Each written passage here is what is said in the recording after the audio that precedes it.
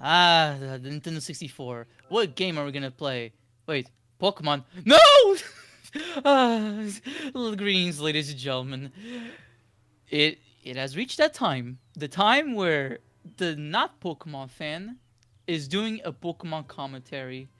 But but why? Why, Rhino? Why are you doing a commentary on Pokemon? Well, first of all, it's Pokemon Snap, a game that I actually like. And second of all, I brought some people to talk Pokemon with. So say hi.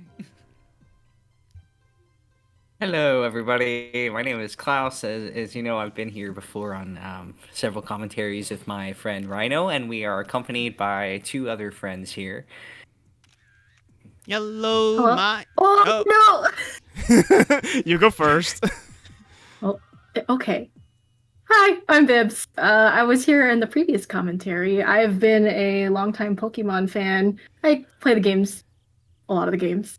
And I'm joined here by my fiance, Spring. That's me. I also like Pokemon. Been a fan ever since I saw the series when I was a kid, but we'll get there because there's another series that's always attached to this game for me. We'll get there. And I'm Spring. I've been here before multiple times, and I'm here again. So, pleasure to be here. Once again, yes. This is the point where I ask, what is your history with Pokemon? But then I realize they have way more history with Pokemon than me, so I'll actually go first. I've known about Pokemon ever since I was a kid, thanks to the anime. Mainly, I had a disc of the first 3 episodes of the anime dubbed in Portuguese, and then I watched on Panda Bigs, which rest in peace, that channel is dead now. The first season of the Gen 5 anime. And I caught some of the movies along the way. Like I have the VHS of the first movie. I watched the Deoxys movie and the Zoroark movies when I was young. But outside of that, when it comes to the games, I owned Pokemon Pearl because that was a hand-me-down from the DS that my sister once owned. But then she didn't really get into games. I got into games, so yeah. But the thing is that that game, even though I played a lot of when I was young and I got very far, I sucked at managing my team. I basically just focused on my starter and then fuck the rest, I guess. but and I never beat the Elite Four. And then some years ago, I had the idea, let me restart my save. I'll actually manage my Pokemon this time and finally beat the game once and for all. I got bored after 2 hours. So clearly, Pokemon isn't for me. But Pokemon Snap, I played some odd years ago, and I was like, hey, this game is pretty fun. It's pretty much an on-rail shooter, but you're shooting pictures at Pokemon. So that's pretty cute. So that's why I got the idea to make a Pokemon Snap commentary. And, well, the floor is yours. For you, all of you guys, what are your experiences with the Pokemon? Or Pokémonster, as they say over in Japan. So I got into Pokemon when I was about 6 years old. My mom bought me and my brother our first video game console, which was a Nintendo GameCube, the Pokemon XD Gale of Darkness Special Edition GameCube, in fact. Ooh. So, Pokemon XD Gale of Darkness was the first Pokemon game that I ever played, and it's still my favorite Pokemon game to this day, and I pretty much replay it every year. So which XC is a very interesting place to start because it's outside of the traditional Pokemon formula of going around getting all the gym badges. The game is all double battles, and you basically rescue, capture shadow Pokemon from the enemy trainers, and you gotta purify them. So it's very, very unique take, and so you get Eevee as your starter Pokemon, and so I have a big attachment to Eevee and the Evolutions because of that. I mean, I know everybody in the grandma loves Eevee and the Evolutions, but yeah, like me, like Eevee was one of the first ones I ever used, And then the second Pokemon game I got, of course, was Pokemon Coliseum.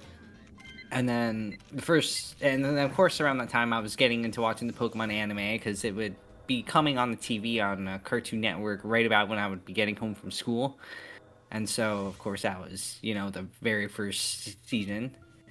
And then when the Nintendo, and also like Super Smash Bros. Melee, when I finally unlocked Mewtwo became my main, and that's like, Mewtwo is like my first Pokemon I would ever consider to be my favorite Pokemon. That, like, my first my first favorite. I mean, he's still my favorite legendary. I mean, I have different favorites now, but that was the first Pokemon that I truly loved, and that was because I was like, he's so cool in Super Smash Bros. Melee. I know he's not very good, but he's cool. He's cool. Okay. He is cool. Yeah, and then he's very cool. And so then my brother and I, we each got Nintendo DSs, and we got Pokemon Diamond version, Pokemon Pearl version. And so basically that would start the tradition of every year for our birthday, when there was a new mainline Pokemon game, we would get a Pokemon game and we would each play through the games side by side, and then we would each have a battle at the end with our teams. So yeah, I pretty much played all the mainline games, and then I went back and got some of the GBA games like Pokemon Leaf Green, Pokemon Ruby Sapphire Emerald, and such. And then I also got into the spin-off games like Pokemon Mystery Dungeon, and like Mystery Dungeon Explorers of Sky is still like objectively the best Pokemon spin-off ever made. So we'd love to see a remake of that one. So yeah, pretty much just a year-long tradition of replaying, getting all the new Pokemon games every single year. And even though the new games really like aren't as good as the older games, you know, Pokemon peaked with Black and White 2. I still like getting the new games because I just like collecting the new Pokemon and just battling with them, you know. So yeah, you know, I'm part of the problem why these games aren't gonna get better, because, you know, I just buy the game, you know. Oh yeah. Winds and Waves is better. Yeah, I mean, Winds and Waves does. Yeah, let's hope. Let's hope. Let's see. Of course, I have Pokemon cards, same as everybody else. That I've been collecting for years. I have, when I was a kid, some of my first ever toys were a bunch of Pokemon toys, figurines, which I still have, and I used to play with those all the time. And, you know, make them, you know, role playing, get into fights, and set up murder mysteries and stuff with these Pokemon. So that was fun. I have some Pokemon. Edition. Yeah, I got some Pokemon plushies. I have Sandslash sitting on my bed right now. Let's see. I mean, that's kind of just like the core of it. I mean, I think it's probably the same for a lot of people. They just getting Pokemon with their kids, and then they just kind of don't ever stop being fans of it. So, yeah. All right. So awesome. I have a very long history with Pokemon because I was also one of those kids who grew up with it. And I'm older than these guys here, so I grew up with it since I was a child. Though my first game was actually Gold and Silver. It was actually Gold, but we got Gold, Silver, and Crystal. For some reason we got all three.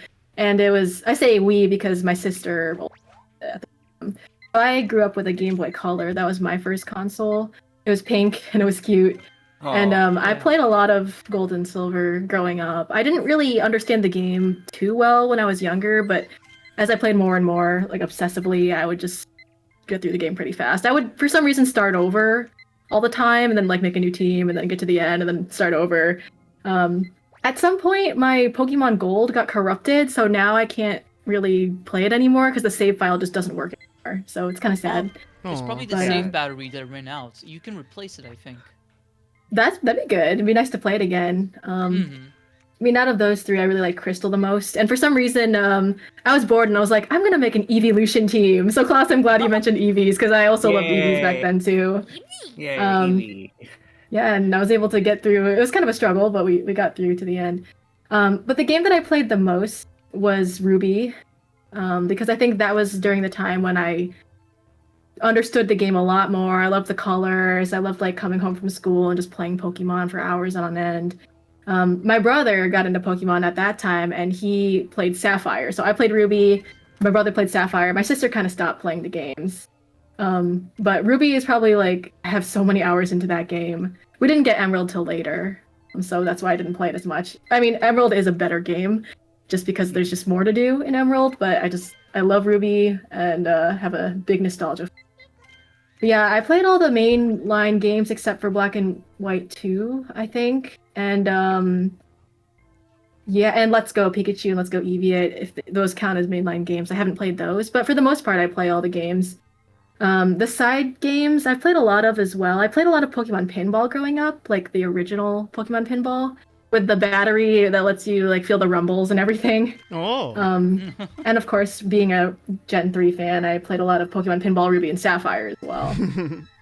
But yeah, I had Pokemon Ranger, Dash, Mystery Dungeon. Oh my god, Dash. I know, right? I'm like, people don't talk about that game anymore. I mean, there's not much to the game, but it's been a while. I mean, it was fun. It kept you playing for a little bit, but I don't remember too much. Yeah, I think I was annoyed by the fact. Now I don't know if you could unlock more Pokemon and play as later, but I think I was annoyed that you could only play as Pikachu because, like, I remember seeing, there was like Mighty Ina on the box art. I was like, I want to play as a Mighty Ina. I don't want to play as Pikachu. Oh, The you shall play the mascots. Ooh. Yeah.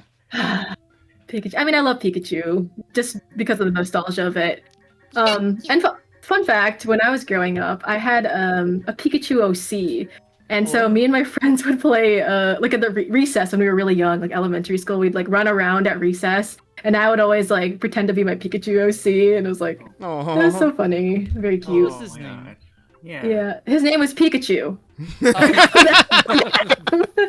So there wasn't really much creativity, but I had the whole backstory. Like, oh, his parents died, and now he's like an orphan, and whatever. You know how kids are. Are you one of those people that's like, I gotta make Pokemon edgy and cool? Oh yeah, no, I mean it's all about the angst, right? Play Shimigami Tensei. No. There's a version of Pokemon that's edgy. Ah yes, Beyblade. I know. Yeah. Shut up. I know. It's Digimon. But yeah, like tons of memories. Like I would rent this is how old I am. I would rent the VHS tapes from the library when I was younger and always take those home and watch them, as well as following it on TV. So I watched a lot of like the first generation Pokemon via VHS, and then I would just follow with like the newer gens. I think up until, I don't know, Diamond and Pearl, I think is when I stopped watching. Because I didn't really, stop watching. I kind of stopped watching TV at some point. I was so obsessed with Pokemon at the time that I'd even like do Halloween costumes for Pokemon. So I was a Pikachu one year. But not only that, I was Spring's favorite Pokemon, Jigglypuff, one year. We'll get there. We'll get there. We'll see her in this commentary. I know. Oh, yeah. I know. I love seeing what happens to that Jigglypuff. That reminds me that like one time at school, because like I'm sure your schools did this too, Vibs, but you know how sometimes around Halloween you could go to school in Halloween costume? Yeah, like, yeah. Like before, right? Yeah, I remember one time I dressed up as Ash and went to school. Oh, that's cool. And so yeah, awesome. I had a bunch of like old Pokeball toys like from my childhood, and I brought them with me, like tied them onto my belt. So I had like my little Pokeball belt and stuff. Just Oh, that's cool. my team is right under my belt. So yeah. Yeah, I still have like plushies and toys from it. And then cards, like you said, Klaus. I also collected the cards a little bit back then. More so, like I didn't know how to play the game. I think a lot of people who got the cards didn't really know how to play the game. I never learned. Yeah. And I used to attend a dance class, like for ballet and tap. And next to that class was a store that had like Beanie Babies and like cards and like other toys and stuff. And so I would get myself cards every now and again that I thought were cute.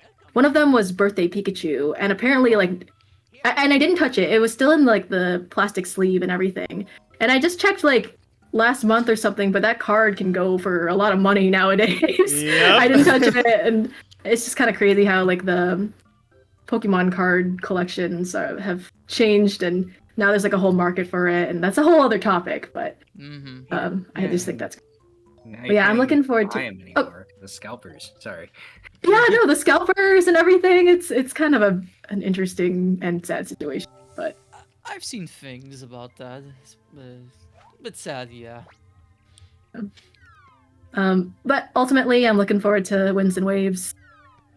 You know, I'm playing Pokopia still, and I think it's great. I love it. It's very kind of Animal Crossing-esque. I enjoy myself. Yeah. Very good game to have with your Switch too. Yay! So, as for me, so I knew about Pokemon. You know, I think I was born in the late '90s, so Pokemon was definitely already a presence when I was already aware of my surroundings. You know, and I remember one time I was with some kid. Like my grandma used to know like a little like store, and I would hang out with one of the kids there, and we were watching an old Portuguese clown show. This is weird to say, called Batatun, and we saw like they sometimes would show cartoons and animes there. And they showed like this cartoon with the monsters, and there's like this kid and everything. Like, oh, this is Pokemon. This looks so cool. And then we even sang the sing song, Digimon, Digital Monsters.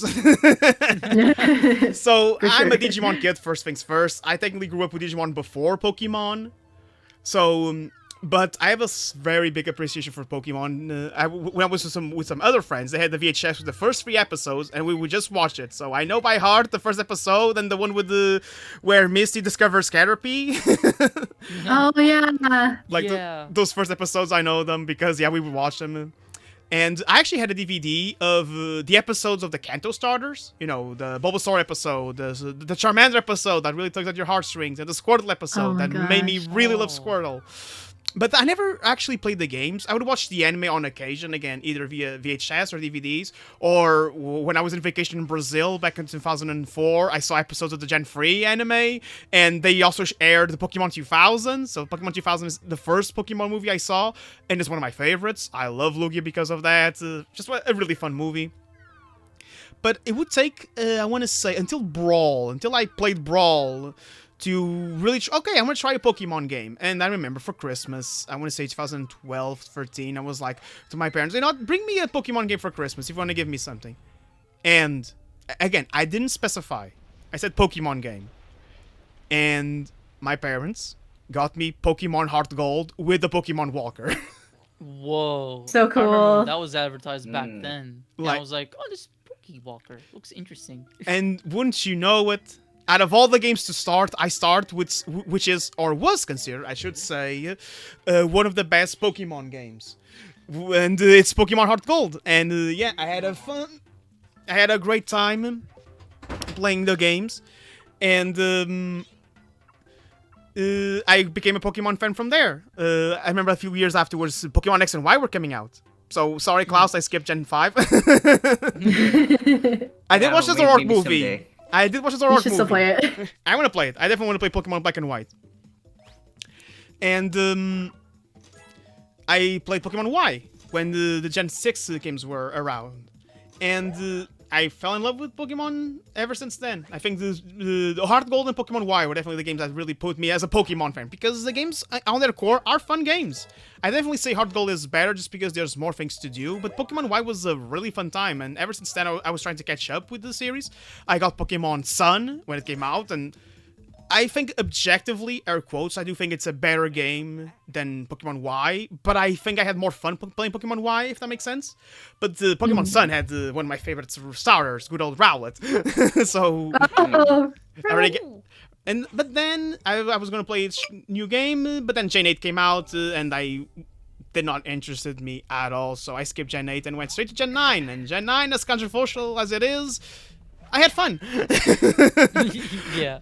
I had a lot from Gen 9. So when it comes to games, I played those generations. I played a little bit back then. I was also doing my emulator phase, a little bit of Pokemon Yellow and a little bit of Pokemon Emerald, I think.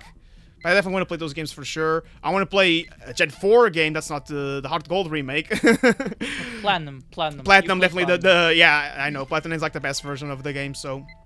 I also play Gen 5 for sure. I hear Klaus, I hear everyone praise Gen 5 to hell and back, and from what I've seen, it does feel like it's a game right up my alley. So Gen 5 definitely on the list. I got Pokemon Fire Red that came out this year for the Switch, and I'm having fun. Kanto is just nostalgic. I do think they overuse it a lot. Kind of like Green Hill Zone from Sonic. There you go, Rhino. Here's the thing you can understand. Ooh. But, and I have a lot from the games. When it comes to spin-offs, I played Pokken on the Wii U. Really fun fighting game. I played the demo of the remake of the first Mystery Dungeon. That was on Switch, the demo. And I had fun.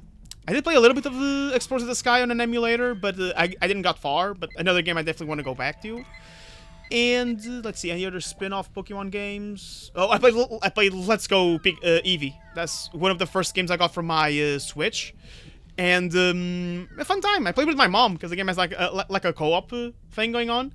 So I played a little bit with my mom, so that was fun. Oh, that's Makes right. the battles a total joke. It's a fun game, and honestly, if I'm being completely honest, the best looking Pokemon game in the Switch. Yeah, that's something I agree with too. I really like it goes for more stylized graphics, and I think it's very bright and it's very colorful, and that's something I wish Pokemon would actually lean more into instead of trying to do the weird realism thing they're doing. Because I think Pokemon just looks better if it's more cartoony. Like, it's not supposed to be realistic, you know, and I wish that they would lean more into it, and I think that would fix a lot of my issues with the way the Pokemon look, because they all look like so desaturated, you know, and because I miss like in the sprite work where they're all bright and colorful, you know, and I think that's something that Let's Go did right, is I brought a lot of that color back. For sure. I think because the thing about the Gen 9 and Gen 8 especially, I'm thinking about mainline games, because if you count spin-offs, I think Pokken and especially the new Pokemon Snap, which I played with Vibs and her Switch, that's like I think the best looking Pokemon game. Like the new Pokemon Snap, that game looks amazing. That's like the best looking Pokemon, and I'm glad Wings and Waves seems to be taking pages of that. So at least it's a good it's a good start. When it comes to the anime, I watch episodes on occasion. I watched some movies. I watched Pokemon 2000. I watched Pokemon 3 with Entei, and Entei was one of my favorite legendaries. I watched the Darkrai movie. Great movie. Watched the Arceus movie, or as we say in Portuguese, Arceus. Wasn't that one about time travel, or am I tripping? A lot of Pokemon movies are about time travel. You have to be more specific, Rhino. That's true. I only caught that one very, very, very briefly on television when I was young, so I only have a mental image of it in my mind, and I have no idea what it was about. But they were like, I think they were not in prehistoric times, but they were in older times. You know, that's the only thing that I remember from that. I think it was. I think it was time travel, if I remember correctly. I haven't seen that movie in years. But and I also saw the Zoroark movie. I saw the Latios movie. I saw it with Vibes, and it was great. I saw the Pokemon first movie, and Mewtwo, also definitely one of my favorite Pokemon. And I watched the RinoDino movie with you, Klaus, and another friend of ours, Alex. So that was cool. And I think that's it for Pokemon movies. Oh no, I watched a movie where they kind of retell the first adventures of Ash.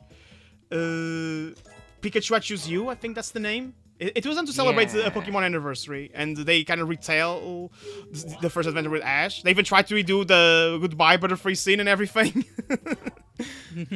And Pikachu speaks. I remember people were so... Because he said at the end, I like you too, Ash. Even though you can clearly see Pikachu's not speaking, it's just Ash interpreting what Pikachu is saying. Ash is high. Like... So... I think that's it for movies. I watched a little bit of Gen 4. That's when I was doing my Brawl phase. I watched a bit of Gen 4 anime, and I really liked Dawn. So that was cool. And... I think that's it when it comes to anime. I haven't watched a lot of the anime, but I've watched a few episodes. What I remember really liking it, and it stuck out with me. So I really like Pokemon. I like the characters. I like the different Pokemon designs. I like the core gameplay of Pokemon is fun.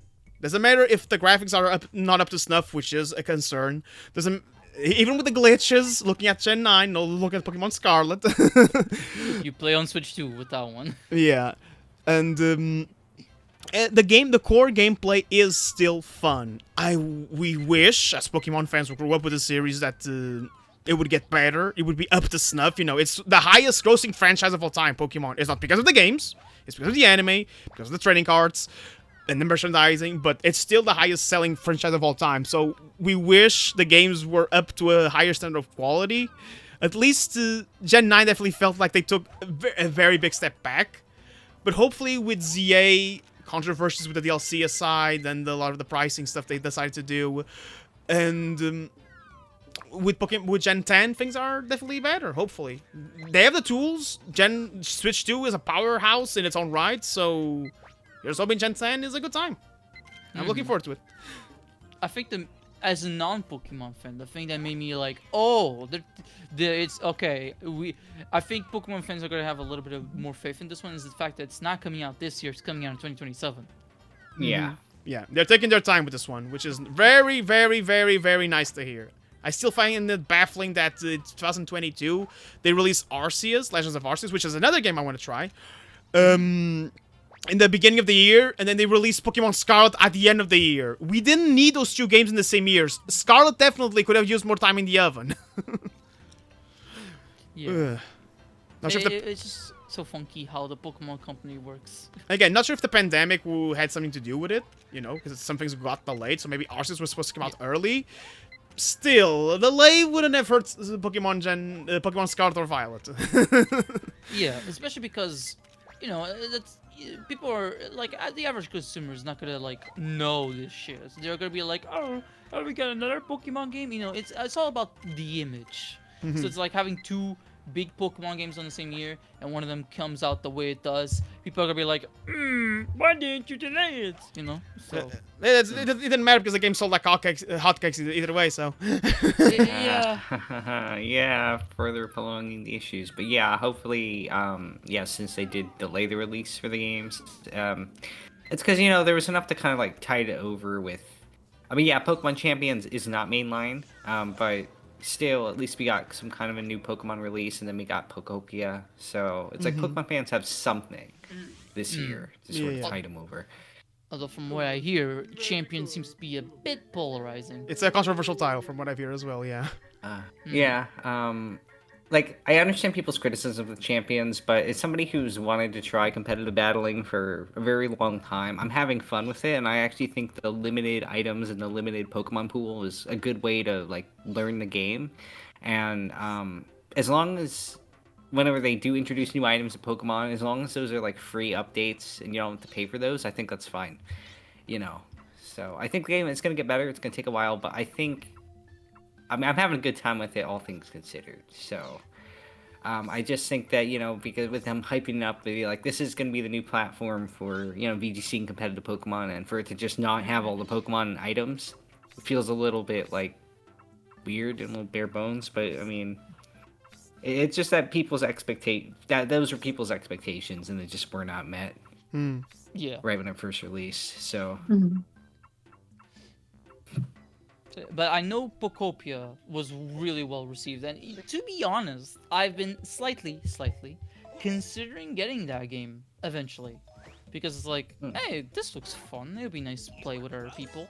Like, yeah, It is.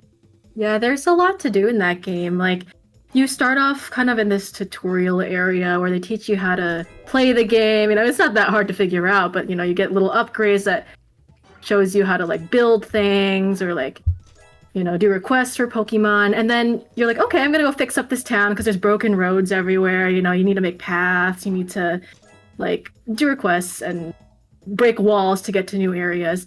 And you're like, wow, there's so much to do. And then you realize you can leave that area, and there's tons more to explore. There's all these different areas with new environments, new Pokemon, and you're like, this game actually takes longer than you expect. And even past the main story, there's tons to do because all you want to do is just, I don't know if everyone has this feeling, but like, I want to fix things up. You know, I want to make this look nice. I want to make the best environments for these Pokemon. It's just so much fun, and it's very relaxing. It's not punishing at all. It reminds me of, like, of course, Animal Crossing mixed with like Minecraft, mixed with like other things, even farming sims somehow. Dragon Quest Builders, yeah, I was trying to think of the name for that, but yeah, so similarities there for sure. But anyone who wants just a relaxing game that you can sink some time into, it's fun. Yeah, that definitely sounds interesting because the whole just wanting to fix things up and make things nice actually kind of reminds me of just when I get into the gameplay loop in Death Stranding, actually, where I get addicted to gathering materials so I can rebuild the roads and stuff. So I wonder if I'd be interested in Pokopia. So the map is like I mean, you said it's a lot bigger than it seems, so the map is actually like pretty big. Like if you could compare it to like another like open world game, I guess what's about the size? Like how big do you think it would be? I don't really play a lot of open world games, so I can't really say. Well, Well, let me tell you this. I think the environments are based off of old Kanto, and so you start off in like you know an old dilapidated town that used to be one of the towns in the map. So imagine like if you translated a Pokemon map to 3D, like that would be the space that you start off in. And then as you progress to more areas, you have like, oh, now you're in, I don't know, Pallet Town or something, and it's like the map of Pallet Town. Oh, So okay. it's kind of like that. Is Alright, that Lavender makes Town sense. in the game? I think so. Is the music in the game? I don't think so. Oh, I haven't finished the game yet, we gotta but have our creepy pasta. Ooh. Ooh. That was a song that I constantly heard when I was young. It's like everybody's like, Lavender Town is so creepy, and it's like, yeah, it is. Yeah. I mean, just everybody heard it, I would was like, put it in. Everybody would put it in their like in the background for the creepypasta. Pokemon creepypasta Yeah. videos. Yeah. I remember someone made a creepy poem sung by Hypno, the Pokemon Hypno, and it was the Lavender Yeah. Town theme in the background. And Yeah. Resigno appears. Ooh. Oh. Pokemon creepypastas. That was definitely also a part of my, I guess, part of my Pokemon journey. The Pokemon creepypastas. There are like some legit good ones. For a video game creepypasta, standards are not as big as an actual horror Yeah. story, but some of Yeah, them were legit fun as in the horror sense. Like Pokemon Terror Black, I think that's the first the first one that I immediately think of. And that's a really good one. Yeah, I remember Strangled Red was one I really got into. What are those stories about? The Pokemon Terror Black is the classic tale of someone finds a cartridge that's haunted. But what makes it interesting is the gameplay loop of that cartridge is believable. Like, it feels like something, okay, you can hack the original Pokemon Red, Blue, and Yellow game, and because you start the game normally, and there's this Pokemon that's always in your party, that's the Ghost Sprite from Lavender Town. Yes. Not the Ghost type, it's not the Ghastly, Haunter, or Gengar, no, Just it's a ghost. the ghost. The ghost you see when you're starting Lavender Town for the first time. Mhm. And that Pokemon is always in your party. It cannot get damaged. It could not. You could not take it out. It would always take a room in your party, and it would attack with I think physical, psychic type attacks. Which, if you know, in Gen 1, those are broken. Yes. The idea Mhm. is this OP Pokemon in your party that after you're done, you can curse. There's a move called Curse in Pokemon, but it would not work like that move. It would legit, you end the battle and you can curse the Pokemon and you can curse the trainer at the end. Whoa. And then the game would flash, and in the hub world, if you choose Curse, the trainer would be gone. So that's the idea Oh, of the story. jeez.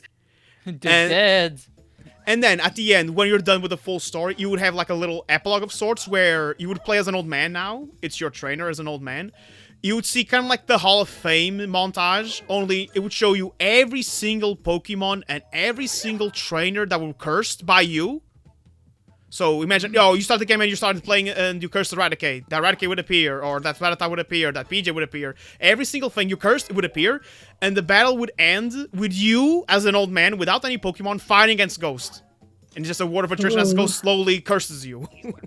Wow. And it does. And for Wow. example, according to the creepypasta, if you were to play this game and not curse anyone, just play the game normally, the ending would just be still you with the Ghost, just without that montage of people, being dead. You would still lose the game by Ghost cursing you. Oh. That reminds me of a different game, an actual game this time. The Metal Gear Solid Snake Eater. That one. I don't want to say the name of the boss, but there's a boss in specific where you don't actually fight against him. But the number of people you kill in the game, because you always have the option of not killing, because it's a stealth game in the end. But if you kill, the more you kill, the in that boss fight, quote unquote, you have to see all the ghosts of the people you killed. If you kill nobody, the boss goes down faster because you don't have anybody to see, any ghosts to see. Mm. And what about that Strangled Red? Strangled Red. What's that about? All right. Yeah. Well, just to keep it short and sweet. It kind of starts off kind of similarly to where, okay, the main character of the story finds a copy of Red at at a garage sale or thrift store or whatever, but the picture, because there's a picture of Charizard on the on the sticker on the cartridge, right? But it's Yeah. there was like a scratch over its neck, right? There's a scratch over its neck, and so when the person booted up the game, it would say strangled red instead of red. And the main character was like, okay, well, that's kind of spooky. And so then he started the file. He didn't start the file from scratch. He just, because sometimes, when you start the Pokemon game, you like to see what the previous person did with it, to see which Pokemon they had or whatever. So he just started that person's save, and all that person had was like a level 5 Charmander. But basically, like, later on, what happens is like the Charmander actually, like, dies in battle, and then and then the freaky Lavender Town theme plays, and then it basically just ends with the trainer character in the game just like getting really depressed, and then the main character just kind of shuts the game up. It's like, okay, that's freaky, I mean, that's just how a lot of them go. It's just that a lot of them just the Pokemon dies, there's hyper realistic blood somewhere, trainer gets depressed, and the Lavender Town theme plays. That's how a lot of them went. Feels like there's a formula going on. That's why Pokemon Also, Turtle Black. Sorry. Okay, go ahead. No, I was gonna say I was wrong about Lavender Town being in the Pokopia. I think what I was seeing was people making mods, or not mods, building their own versions of Lavender Town because you can just do that. So that's what I was seeing, but it's not really in the game. Anyway, continue. Okay. So you can build your own Lavender Town and creep everybody out. Yay! Ooh. Yeah. Yay! So I guess Trees. speaking of creepy Pokemon things, do you guys ever remember the old theory that was going on around a long time ago, where it's like, oh, Ash is actually in a coma? Yeah, Yes. that Oh was my a, God. that was a Yes. cliche. Yeah. That was a cliche theory, and a lot of franchises like Rugrats had that. How everything was just Angela's imagination. Captain Tsubasa, same thing. The one Winnie the Pooh, Adventure Time, like everything that was whimsical. Oh yeah, no, it was a dream about. It was a kid in a coma having a dream. It's like yeah, I got tired of because we can't have a fantasy story at all, right? Like Yeah. Rhino, even Doraemon was guilty of this. In fact, I'm Doraemon was not- the first one I remember being in contact because people legit thought that was the ending of Doraemon. Everything was, this is just a Nobita's dream. But I actually heard that this actually has basis in reality because apparently there were 3 endings for Doraemon proposed for the original manga. One of them was that one. It didn't fall through, as you wow. can imagine. But Oh wow. no, I know the actual ending to Doraemon is that eventually he leaves and Nobita grows up and becomes a better person. actually, the one I remember reading is the ending is Nobita finds Doraemon broken. And so he grows up to, improve himself and actually rebuilds Doraemon. And the last scene of the manga is Nobita as a grown man with Shizuka as his wife. I think it's implied they're married. Hugging Doraemon because Doraemon comes back to life. And then it transitions, and the last image is Nobita and Shizuka's kids hugging Doraemon. I heard that's the end. Oh, that's so cute. As in, Nobita finally perked up. He decided to work hard to be a better man of society just to help his little friend, Doraemon. So that's very wholesome. If that's the ending. Again, it's been a long time ago since I read this. So, but I yeah, remember Klaus, something like that, that's yeah. definitely a common theory back then.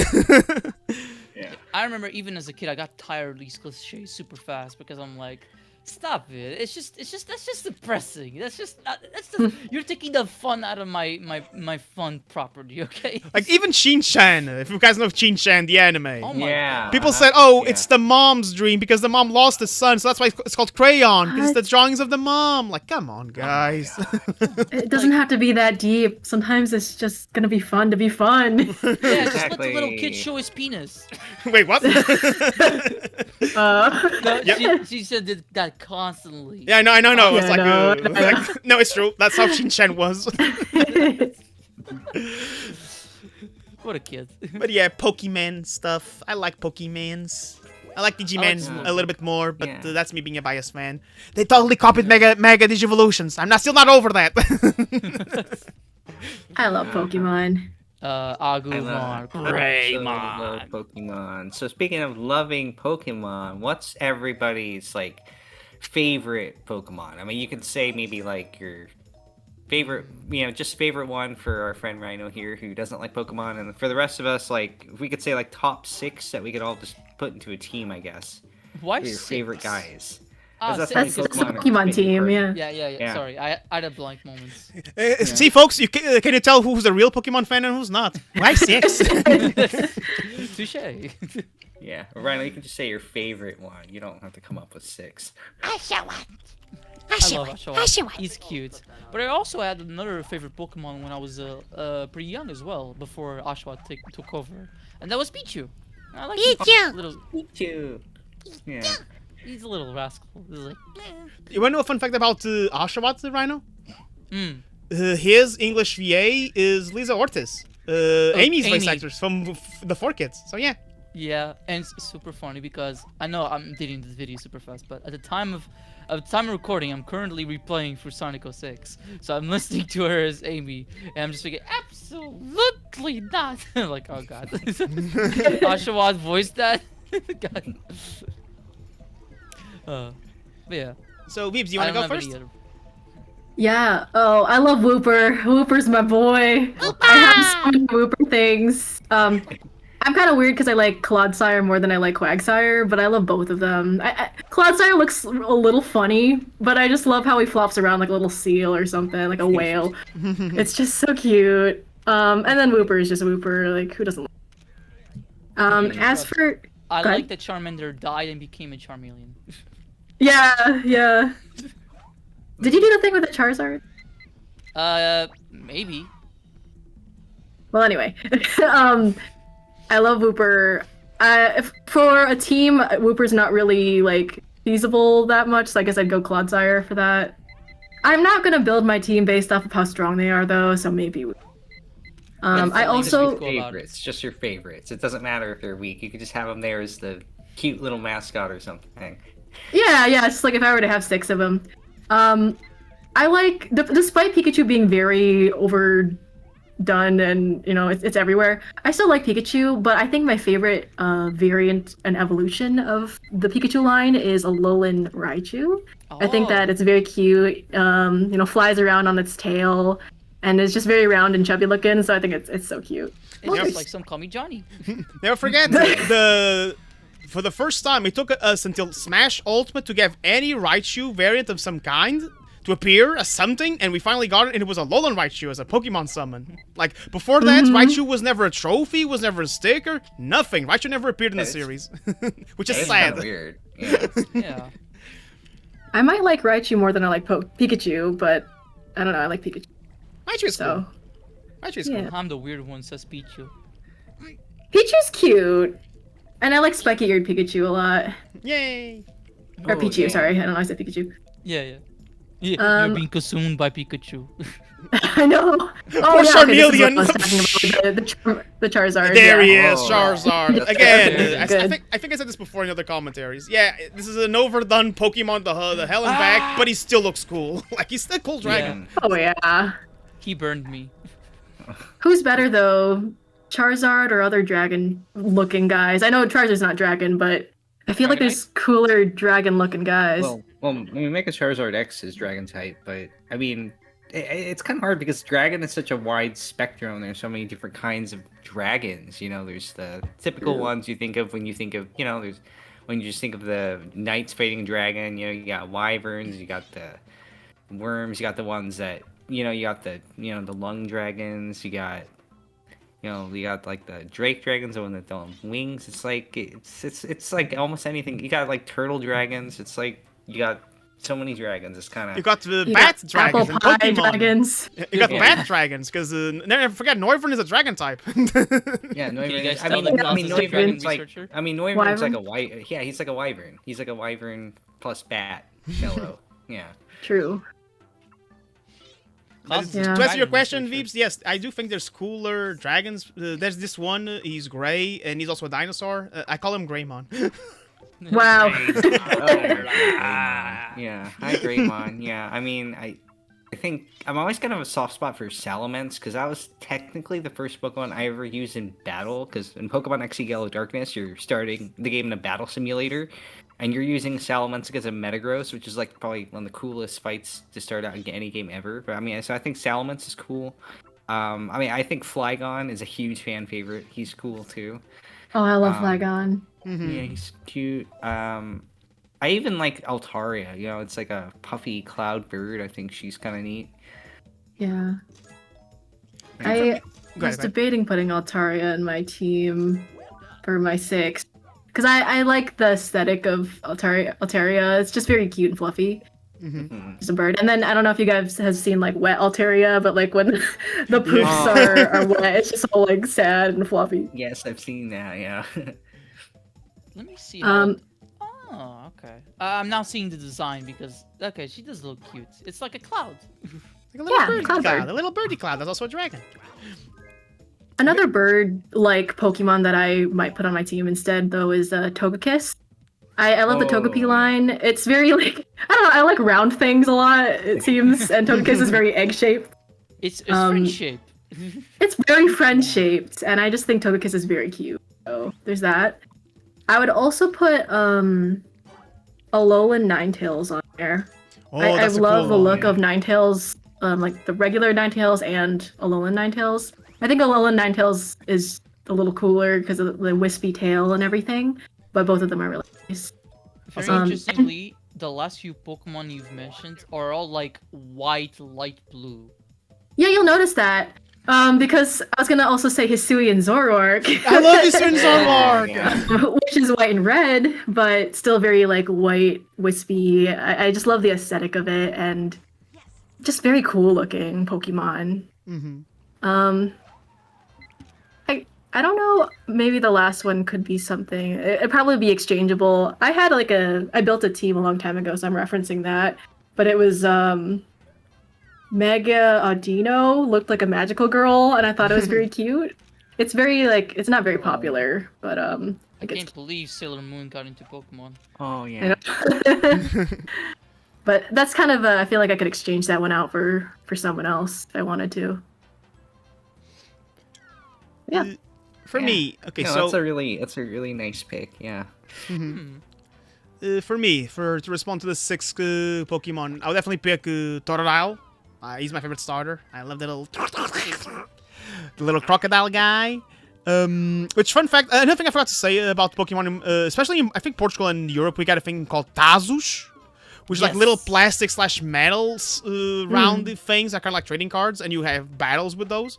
And I remember the first time I got a full evolution line was in a version of Tazos made out of plastic, which was around Gen 3, so we had like all the Gen 3 Pokemon, and I got the Totodile line was the first time I got a full Pokemon line in that thing, so that was cool. And these came in blind bags, so yeah. So Totodile, ever since I played Heart Gold, he's my boy. He's silly crocodile guy.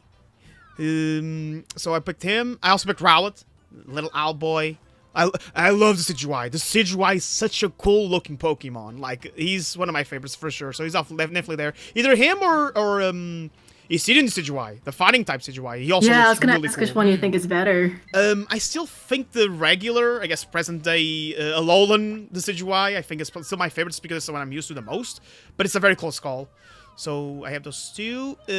As a regular Pokemon, which part of it is going to be because of Smash, but Lucario.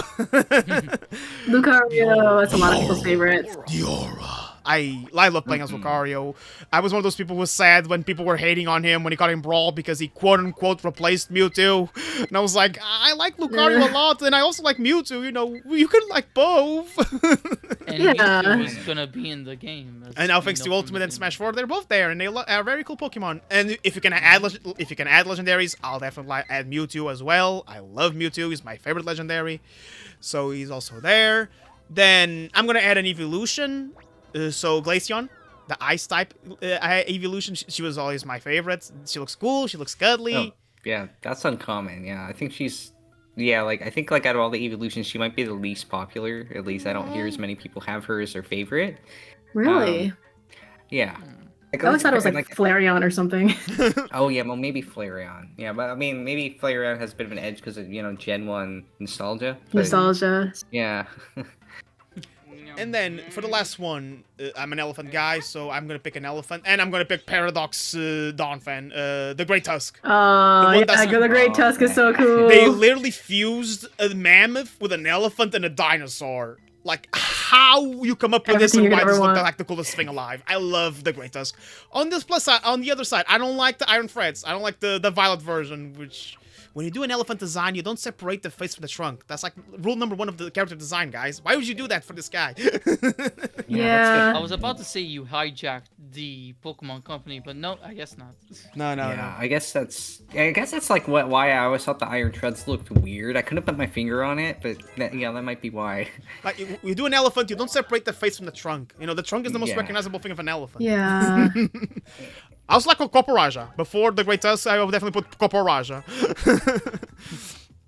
And if I could not put Mewtwo, I definitely put Blaziken as my, I guess, fire starter favorite. I think I would definitely put either Blaziken or Skeledirge. Skeledirge from Gen 9. I really like Skeledirge too. I had to pick like a favorite fire starter. I'm not sure. Fire is the one I don't know, actually, because I like Charmander, I like Cyndaquil, Torchic as well. Chimchar is okay.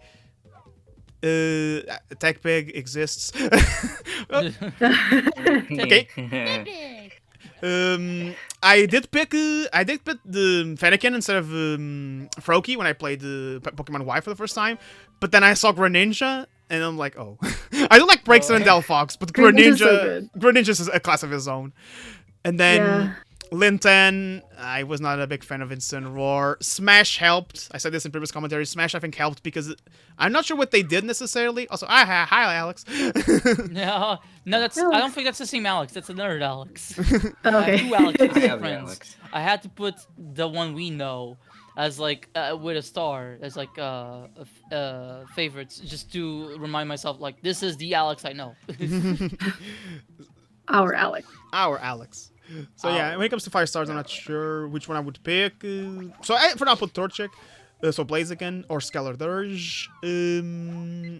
One of my if you don't count the Paradoxmon from Scarlet, one of my favorite regional variants is actually the Paldean Tauros. I love Paldean Tauros. Like I love that design. Maybe it's because I'm from Portugal. We are very close to Spain. I've been to Spain multiple times, and every time you go to Spain in the borders, you see like a giant like bull silhouette, like because that's like it was part of a merchandise of cross promotion for something, and then they just kept it because it became like an iconic scenery in Spain.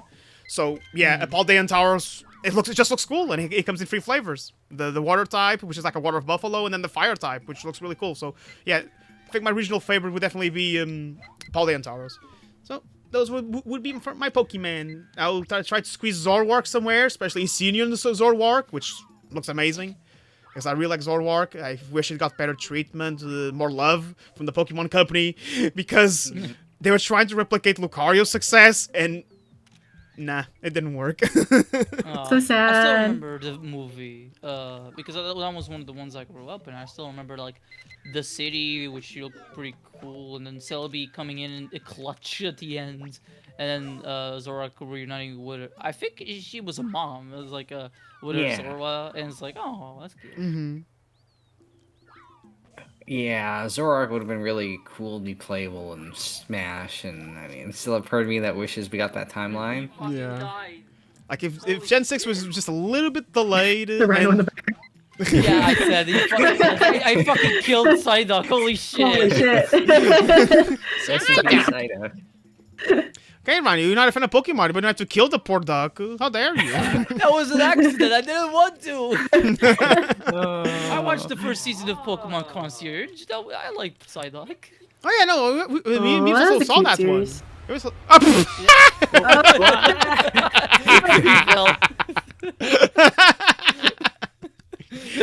Well,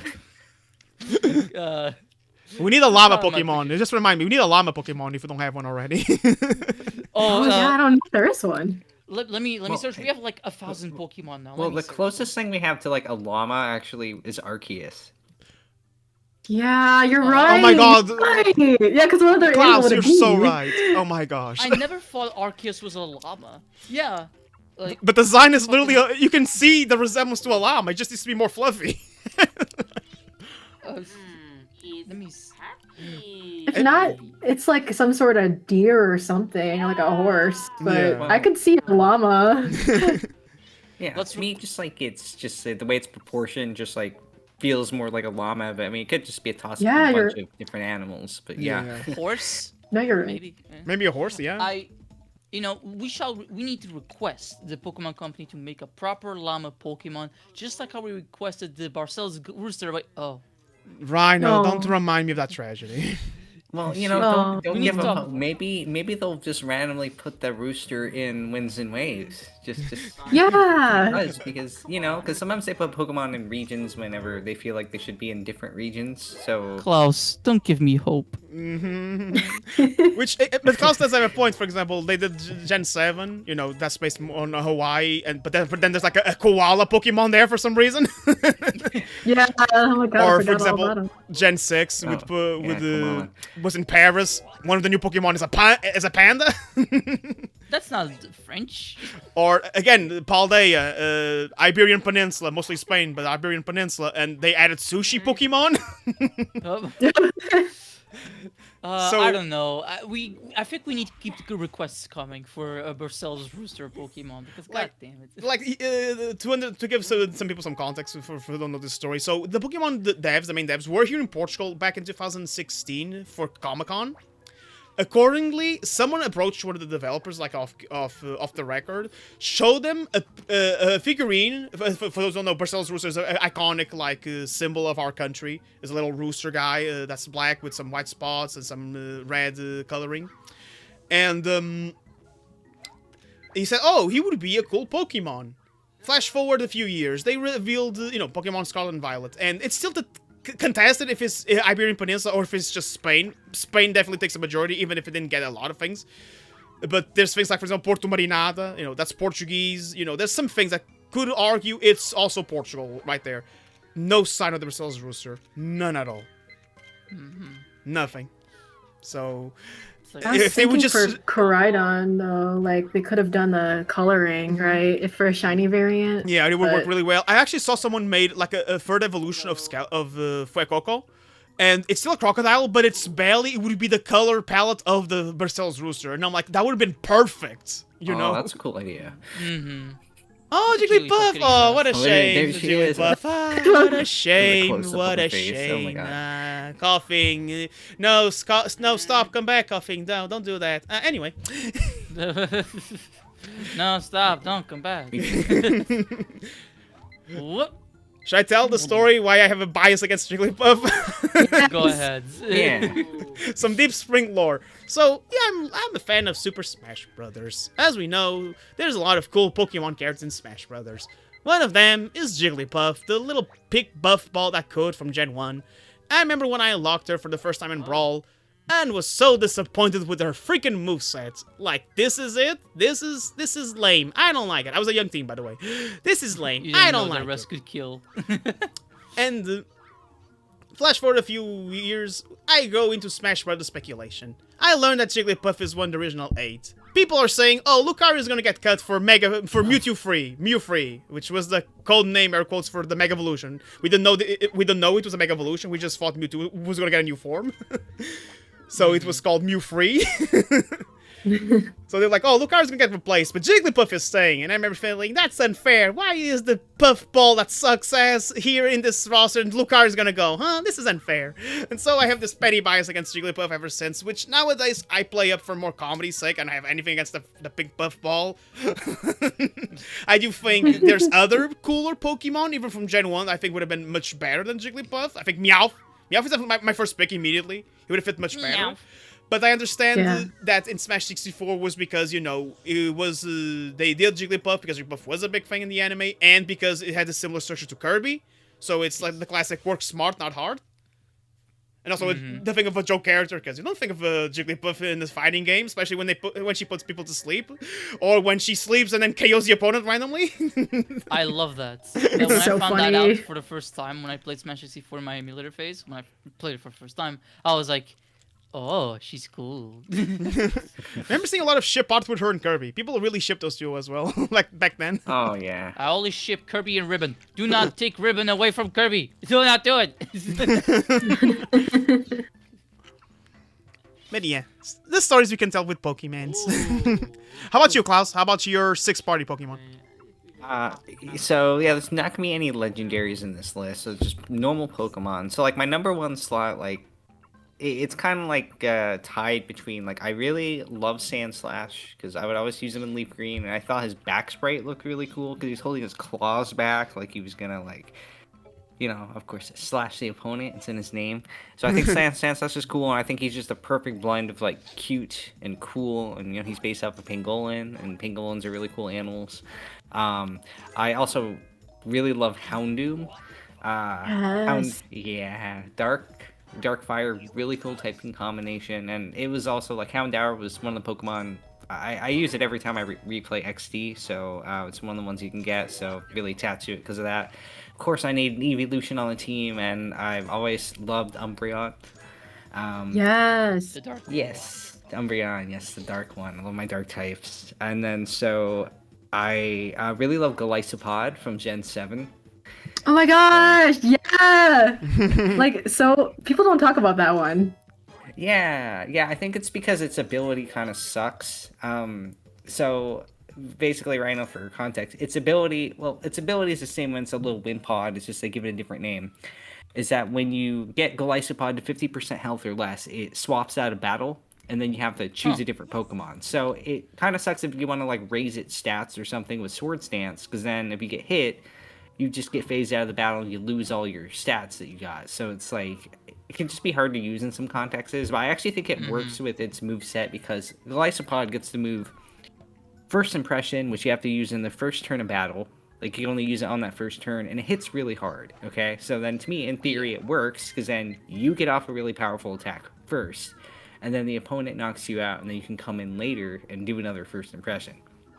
So personally, I think it works. But yeah, no, I think Golisopod's cool. It was Guzma's signature Pokemon in Sun and Moon. I think Guzma is one of my favorite Pokemon characters. He's really cool. I hear people praise that guy a lot. Yeah. He's very really cool. Mm-hmm. Just Team Skull in general was really fun. Yeah. So for my other picks, I really like the fossil Pokemon in general. But my favorite one actually is Cradily from Gen 3, Hoenn. It's it's a grass rock type. It's like some like plant barnacle creature. I just used it in like one of my Ruby playthroughs, and I was like, yeah, this guy's just like really bulky, kind of on both sides, and has like a really good support moveset, and I just thought he's fun to use. And for my final moveset, or my final Pokemon, going with my favorite dragon type, which is actually Noivern. Wyvern! Yay. Yeah, like the first time I ever used a Noivern was actually in a Pokemon fan game called Pokemon Reborn, and I really, well, it wasn't like the best for that game because that game was really hard, but that's just where I was able to get it because I could catch a Noibat super early, so that's where I got attached to it. And then I used one in a Pokemon Y playthrough, and then I used one in Pokemon Scarlet and Violet. Yeah, I just think he's neat to look at, so those are my favorite guys. Yay! Yeah. Now I have another question. What is it? Mm-hmm. This is mostly for us, but mind if you want to join in. Favorite trainer, favorite gym leader, favorite champion, or favorite evil team? You just mentioned Team Skull. The reason I'm saying this is because I think, well, the main draw of Pokemon are, you know, the Pokemon. And, you know, they're all very cool. And in fact, that's the reason we play those games. I do think the human cast of Pokemon is a bit neglected, which is a shame. And I only start thinking about them more seriously because of the gacha game Pokemon Masters.exe. I think that's the name. Because you collect the characters there, you know, the human characters. And they actually have some interesting personalities going on. So, Klaus, do you want to go first? Yeah. So I say I have like 2 picks for that actually. So I really like Mirror B from Pokemon Coliseum and Pokemon XE Gale of Darkness because his theme is awesome. And Is it the disco one? Yep. Yes, the disco one. Okay. Oh my And, God, like, yeah, I he has remember this that one. giant. He has a giant afro that looks like a Pokeball, and like and the whole time you're battling him, he's in the background. He's dancing, and all the Pokemon he has, because he has a bunch of Ludicolo, and they're dancing too. And Oh my God. it's just like, oh, it's so fun. Okay, he's just a really fun character. And then if we just say for the mainline Pokemon games, I would also really like LDs from Pokemon XE Yellow Darkness. He's kind of like one of the, well, he works for the evil team and stuff, but I mean, I just think he's kind of neat for some reason. I don't know why. Anyway, so if we're talking mainline games, this is very generic answer. I think I really like N. Pretty much Everybody likes loves N. now. Yeah, but everybody loves him for a reason. So, Which involves spoilers. yes. And then my favorite evil team though is, well, I mean, I like Team Skull. I like Team Skull because they're really fun. I think all the grunts had a lot of personality. And I mean, I liked all the battle themes, and I think, well, I mean, Guzman was such a fun character. Yeah, I just think Team Skull is fun, and it's just, yeah. I remember everybody was cosplaying all this Team Skull grunts, and they did a really good job making all the little necklaces and stuff, and yeah, that was fun.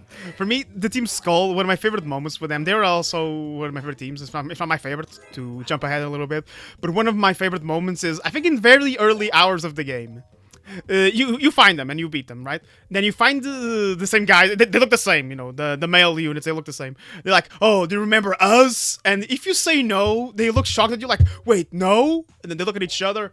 And then they switch places, and they're like, that's it, because when you fought us, I was here, and my buddy was here, like, so now you recognize us. It's like that. That moment just makes me laugh, because, like, you remember us? If you say no, they're like, it's because we switched places, now you know who I am. Even though they looked exactly the same. That is pretty funny. Yeah, I think Team Skull is definitely one of my favorites, just because they're, I like their style, little gang guys with bandanas covering their mouth, I'm a sucker for any type of character design that doesn't show a visible mouth, either because it's in a mask or has a helmet or visually doesn't have a mouth in some characters, just because I think it looks cool and gives more room for the eye expressions, which in that scene I described, it really helped make the Team Skull stand out. And also because they kind of have a sad story. You find their home base as you go through the game, and it's a very deserted and ugly abandoned town, with not the best living conditions, so it's kind of sad, there's like some tragedy to them. Like, these were probably just regular trainers who didn't go far and just turned to a life of gang Pokemon crime. Yeah. I mean, yeah, that's pretty much what's applied with Guzma, because I think you could find where his old house was, and you talk around to some NPCs, is he was trying to, like, become a kahuna or something, but then he just, like, got beat down a little bit too hard, and they're like, oh, you'll never be strong to be kahuna, and that's why he kind of... And then I think it was also implied he didn't have a very good home life either, so that's, like, one of the reasons why he just left. Yeah, but Guzma was really cool.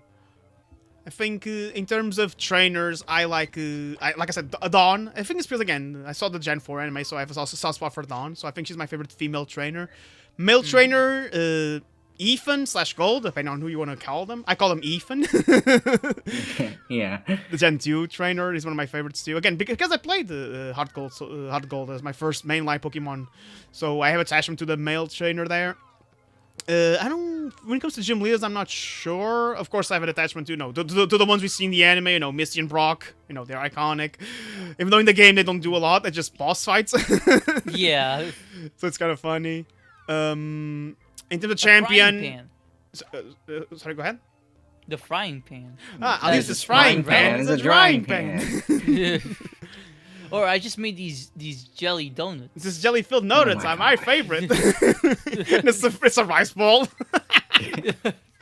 Poor kids was so scared to, like, introduce Japanese stuff to kids. And the funny thing is, it's not just for kids. The Saban, which is the ones who adapted the Power Rangers, also dubbed Digimon, and they did the exact same thing. Every time there was like anything, they were just trying to make sure, no, these are American kids. Even the names are different. Like, I don't know what's going on in the 90s, 2000s, where, no, we cannot show Japanese stuff. We have to make sure it's in America, so it's more relatable. It's so weird. Sure. Meanwhile, here in Portugal, we just flat out said the Japanese names most of the time. Yes and no, because we grew up with Doraemon, and they said they're Yakis, but in the Spanish dub, but in the Portuguese dub, Doraemon calls them pastéis. Really? No, in the Portuguese, in the old Portuguese dub, the very small one people don't remember, that dubbed the movies. At one point, I remember they're looking for food, and then Doraemon's like, "Oh, it's a shame they don't have Dorayakis." But Portuguese Doraemon says, "Oh, it's a shame there's no pastéis. There's no pastries." So I don't remember that at all. I remember. So again. I know why sometimes localizations decide. I mean, it makes it more relatable. Again, the Looney Tunes dub, they changed places in America to places in Portugal, so yeah. So it's kind of like a localization thing, which can work at sometimes. Like, I'm watching a cartoon. I don't mind learning about new things, you know. Yeah. But and for champion, Pokemon champion, I'm gonna be a cliche answer, but Cynthia. Yeah, Yeah, the one yeah. that dominates all over you. Phrasing.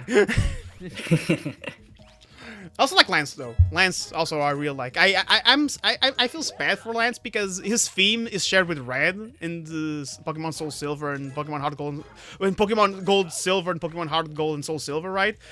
So people associate that theme with Red and not with Lance. And I'm like, no, Lance is also, that theme is also Lance. I remember he kicking my ass when I was doing Elite 4. And then his final Pokemon was a Charizard. And I'm like, I have to heal up my alligator so he can kick his ass. Good times. So yeah, Cynthia and Lance I think are my favorite like champions for sure.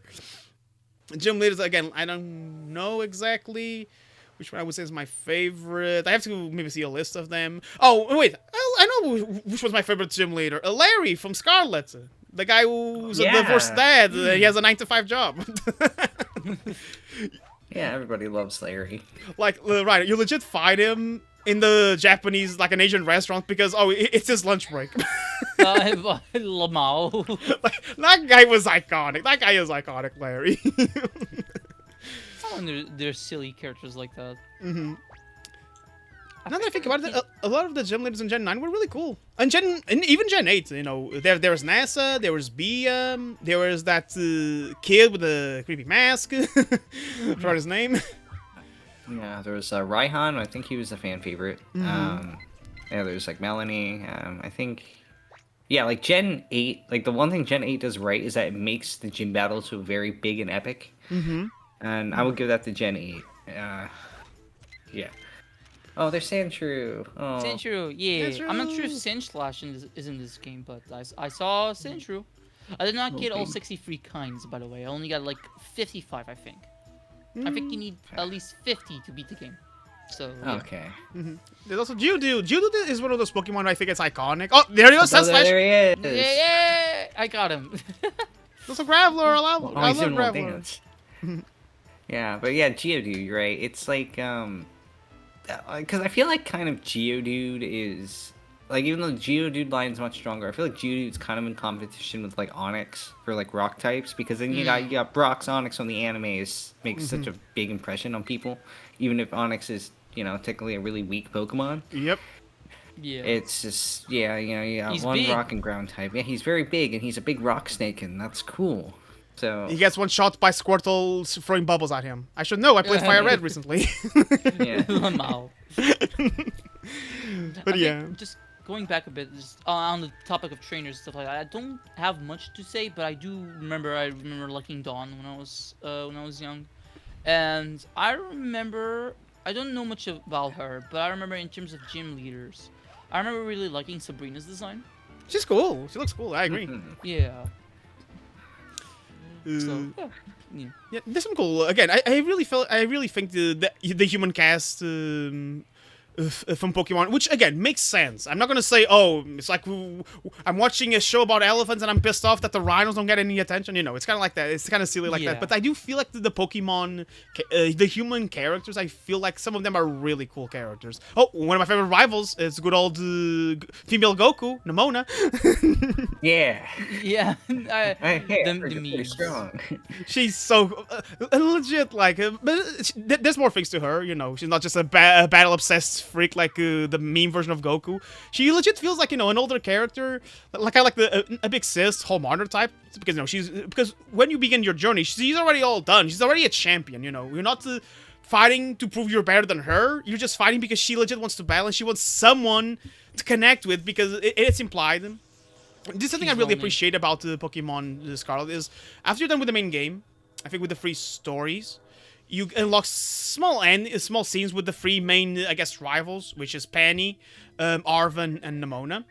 And with Nemona, you learn that, you know, her parents travel a lot, so she was alone for the most of the time, and she legit want to have friends who can match up her level of I guess, strength when it comes to a trainer. She even says that sometimes she would like nerf herself to make sure people are having fun, but then she was not having fun. So when she meets us, the trainer character, she's excited. She finally has someone on her level, and she's like, and you can tell, she's someone who's looking for a friend who can match her level of enthusiasm about a specific topic, which I'm pretty sure it's something we can all relate to, don't we?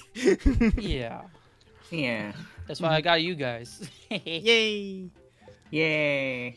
Yeah, Nimona, definitely one of my favorite rivals. I mean, I have a soft spot for Gary Oak, you know, or Blue, if you want to call him by his video game name, Blue. And then Green is just on to the side. Nobody really remembers her. No, let's go. She's in Let's Go. Yes, She's and in Smash. She's in Champion. No, that's or, Leaf. no, That's not different, Champion, right? Sorry. That's Leaf, That's right? Leaf? That's Oops. there's Green and there's Leaf. I thought they were the Oh same. my god. Oops. I'm sorry. Wait. So what's she called in Masters?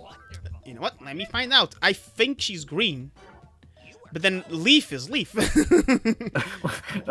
Yeah. Klaus, it's the same way. We have Lyra, you know, the female trainer from Pokemon Heart Gold, and then we have Crystal from Pokemon Crystal. Oh my god. You know what? And that's something that, like, I think Crystal is such a cool design, right? And I think Lyra is such a downgrade compared to Crystal. And yeah, I think Crystal is so much cooler than Lyra. Sorry, Lyra fans, but I'm a Lyra fan. I was gonna say.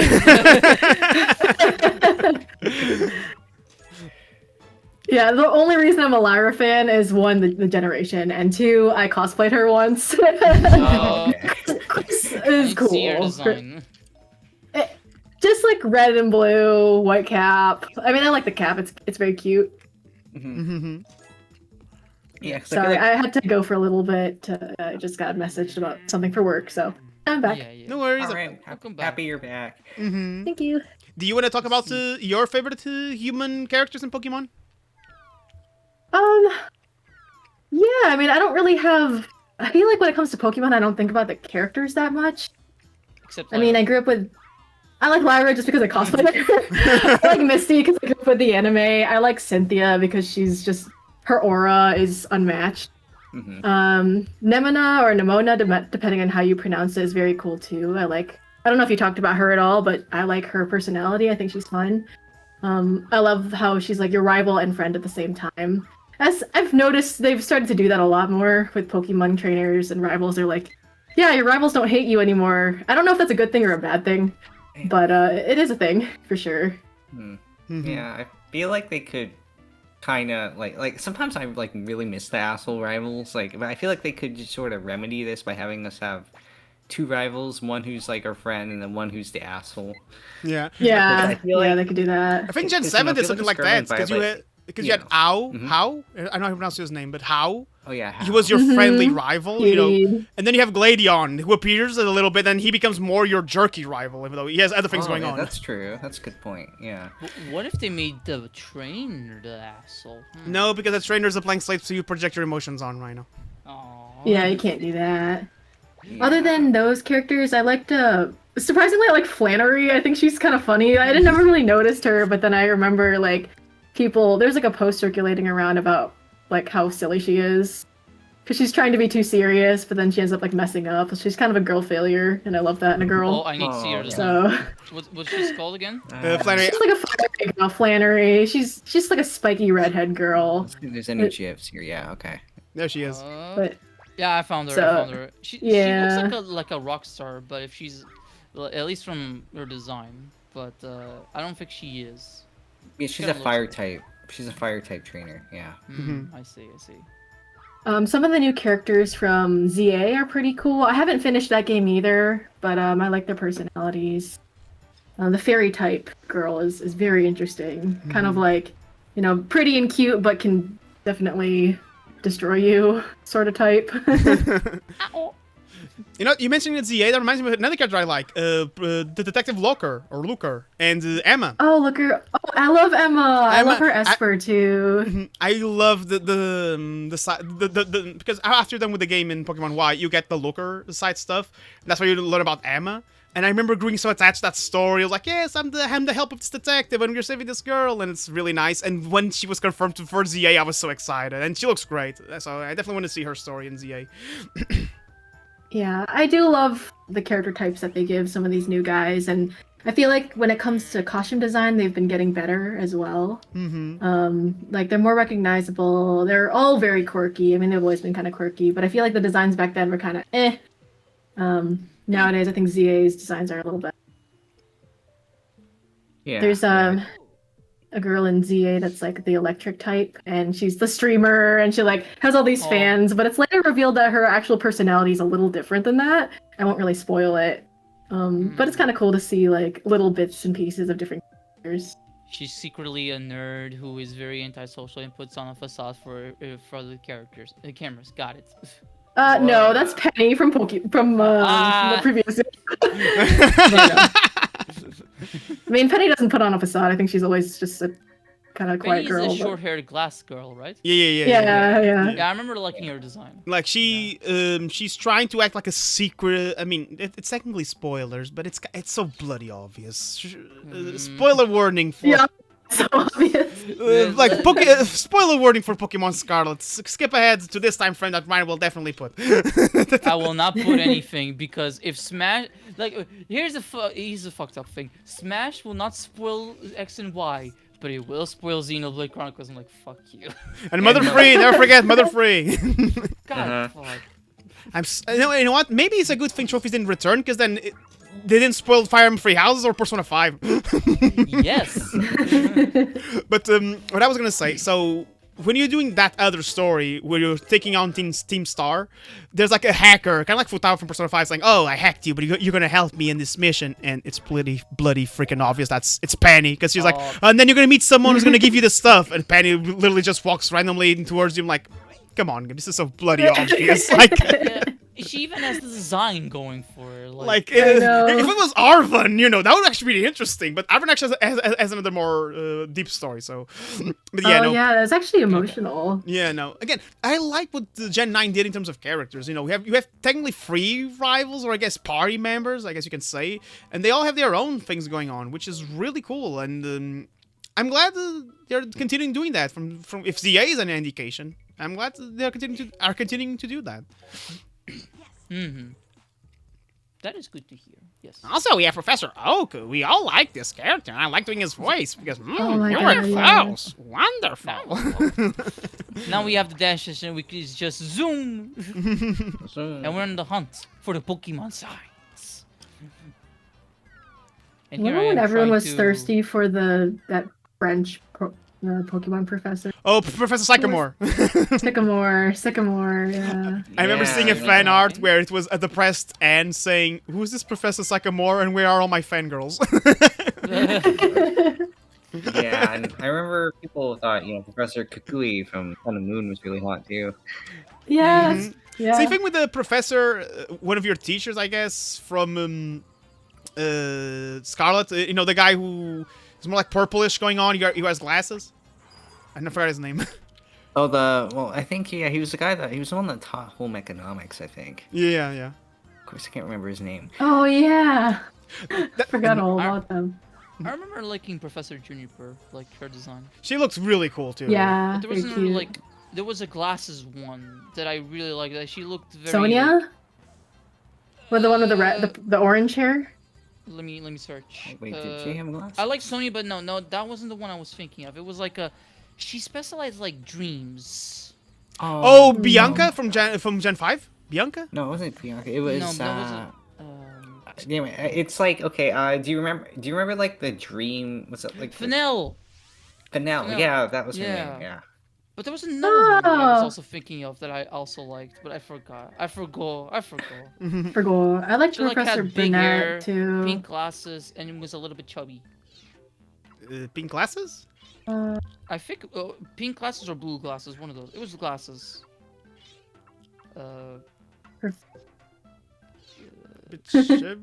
don't know. I'm searching. Are you sure it was a professor? Maybe it wasn't. I don't know. I forgot. Because I'm like, okay, was it like was it the nurse? Was it the nurse? Is it Clavel? The one with the pink and purple hair? That like took care of your. Oh, not Clavel. Sorry. Oh God, what's her name? The one in the school. She's like the school nurse or whatever. Let me search. Nurse school. I'm looking. Please give Mim- me. I'm confused. Miriam? I'm lost. Miriam? From Is it- Scarlet and Violet? Yeah, Miriam? Her name is Miriam. Is it Miriam? She's like the Miriam. The school nurse? She doesn't have glasses though. I don't Yeah, know. she I'm has a just thinking of stethoscope. pink-haired I characters. like her stethoscope that's connected to her like shoulder. Okay, it isn't her. Necklace, It isn't Miriam. That's stethoscope. how you do a It is a nurse. That's how you do a nurse slash doctor character. You give him a stethoscope as a necklace. The little pills on her coat. That's cute. That actually reminds me another thing I like about Gen 9. You can tell I'm a Gen 9 glazer. It's the professor because there's one called Dandra. She's a sports teacher and she's so Oh, funny. She Dandra. reminds me of Ibuki from Danganronpa. She's all like hyper. She's like, yeah, it's so, let's go. What was her name again? Dandra. She has like black hair and she has a little scar over her one of her eyebrows. She looks really cool. She has like a sports outfit. She's kind of spunky. Yeah. Oh, I like her already. Yeah, she's awesome. There's also Suguru, which is like this big buff guy, but he actually teaches you cooking, and he has a side quest where he actually wants you to help him find like some like herbs for you, and he's very self-conscious about it, and it's like, oh. Oh. So that was cool. There's also the history professor from that game. She looks great. She has like she has that whole punkish style going on, and she has like the ripped pants look. You know, from a very thing from the 90s and 2000s, where you have like pants, where like have like some things that are ripped inside, like in the knees. Oh yeah. I think my favorite out of everyone in Scarlet Violet, like the teachers, or I guess gym leaders, or whatever you call them, I liked Rhyme a lot too. Oh, the because, rapping grandma! Like the rapping grandma is just so cool, and then she's like also the place where Grieber's dancing, and I think it's really cute. Mhm. And her hair was really cool. How it looked like a bunch of like arm bones and stuff. Mhm. Yeah, it's so neat. Oh, I'm seeing her. I didn't know of this character before. Yeah, and then Like, yeah, she Yeah. looks Rapper really grandma. cool. And let's go. and she has a sister who is one of our professors. I forgot her name, but she has a sister too. So Yeah, Fine. that's right. I think it's actually is. Yeah, maybe time. Let me see. Yep. Yeah, Time and it's Rhyme. fine. Yeah, Yeah. yeah. Or Again, time. the humanoid character designs only get better and better. I think even Gen 8. Again, I'm gonna praise Gen 8 for a little bit. Had great human character designs. Mm-hmm. I Again, remember like the Gloria, the Scottish trainer. She's British, but everybody. no. The headcanon was because of this voice actress Elsie Loveback. I think that's the last name. Elsie Lovelock. Lovelock. Which, fun fact, she voiced Ash in the Ash vs. Yugi death battle, which was one of Oh the my best death God. battles ever made. So, but she's the one because she's British. She did the joke to that. Oh, what a nice young girl! It's like, what you're looking at? Oh no, she's Scottish. Let's go.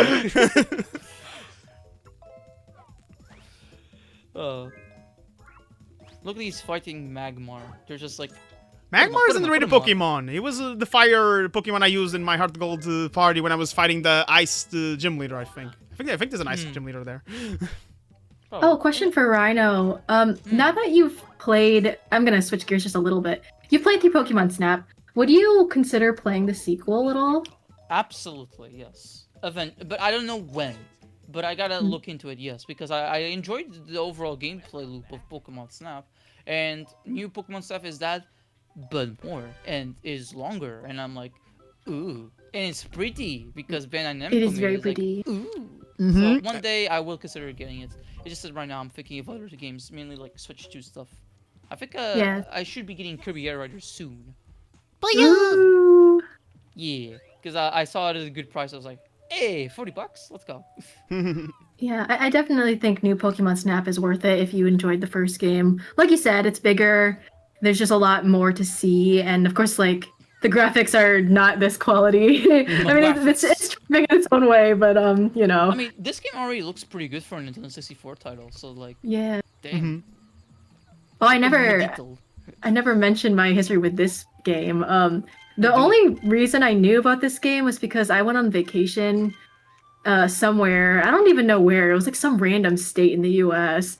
And I saw that they had this game like in one of the cabinets inside the hotel rooms back when hotels used to have video games.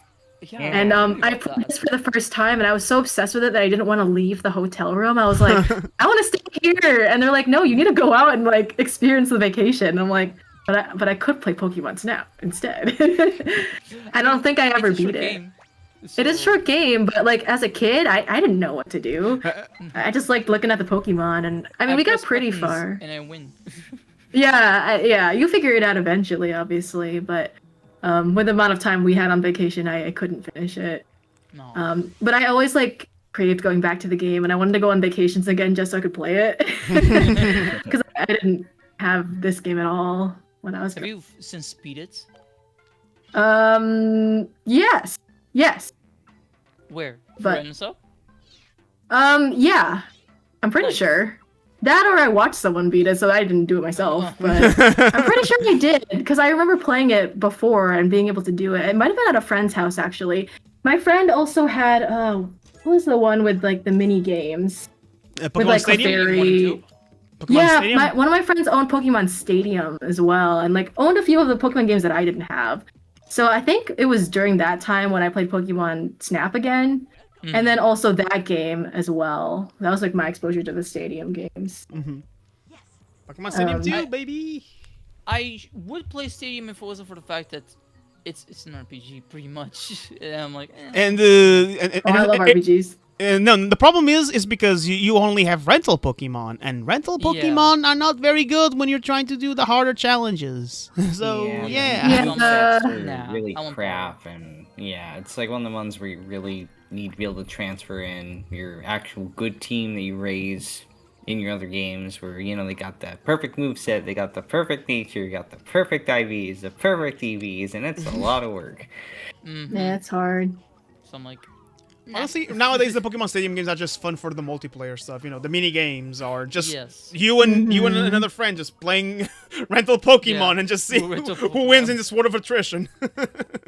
But even then, I'd say that it would be fun for to bring your own Pokemon team and be like, hey, I'm fighting against you with your own Pokemon. I mean, team. yeah, like I said, if nowadays, because you cannot carry your team. Nowadays, when you play Yeah. Pokemon Stadium, that's the best you can do. Back then, when you can carry your Pokemon from the Gen 1 or Gen 2 games for the Stadium games.